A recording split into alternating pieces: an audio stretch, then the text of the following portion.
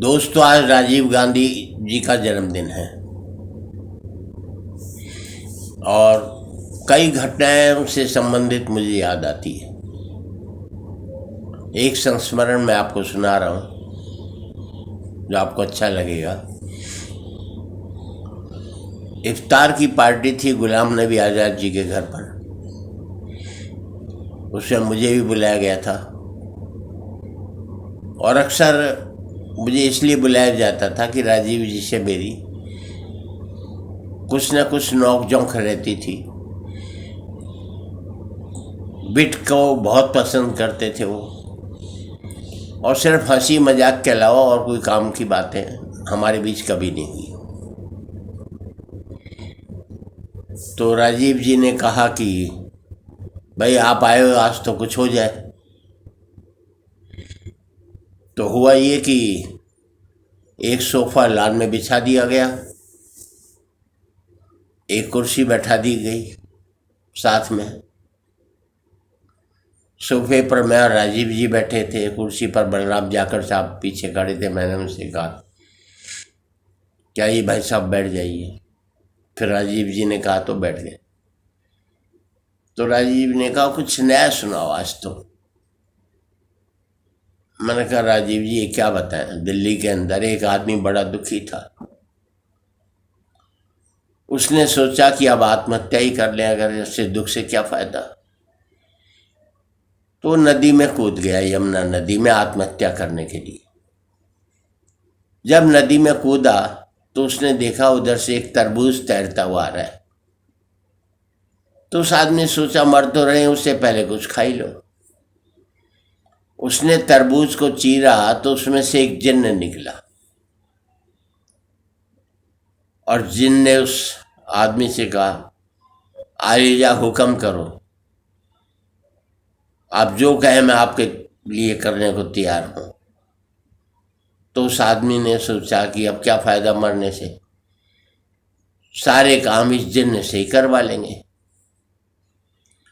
तो उसने कहा जिन्न साहब ऐसा है, मुझे दिल्ली में 3 बेडरूम का फ्लैट दिलवा दो। तो जिन्न ने उस आदमी के तमाचा मारा, बोले सारे दिल्ली में रहने को जगह होती तो मैं तरबूज में ही पड़ा रहता।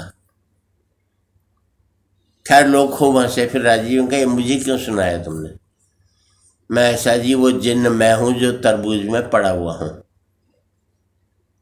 तो उन्होंने गुलाम नबी जी से कहा, बोले गुलाम नबी सुरेंद्र शर्मा को जिस इलाके में भी चाहिए आर्टिस्ट कोटे में एक 3 बेडरूम का फ्लैट दिलवा देना।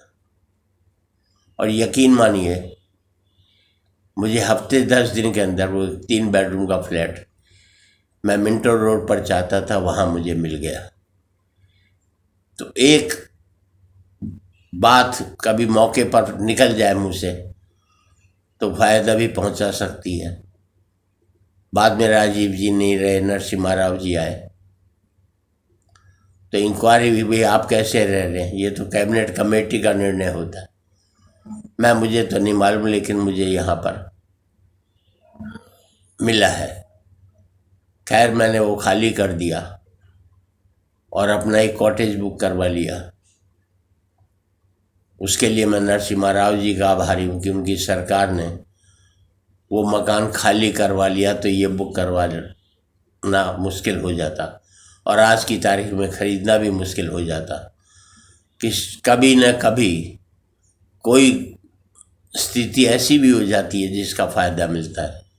मेरा मानना है कि सरकारी सुविधा, कोई भी सुविधा ले लो, फिर आप उसमें बंद करके रह जाते हो। सुविधा से मुक्त हो जाओ तो आपका एक बड़ा आकाश खुला रहता है। अरे हाँ, याद आया राजीव जी के जन्मदिन से, आज तो मेरी पत्नी का भी जन्मदिन है। उन्होंने मुझे फ्लैट दिया था, यहाँ मुझे उसे कुछ देने के लिए तुरंत निकलना है। नमस्कार दोस्तों, फिर किसी दिन मिलेंगे नए अनुभवों के साथ, नए प्रेरक प्रसंगों के साथ। नमस्कार।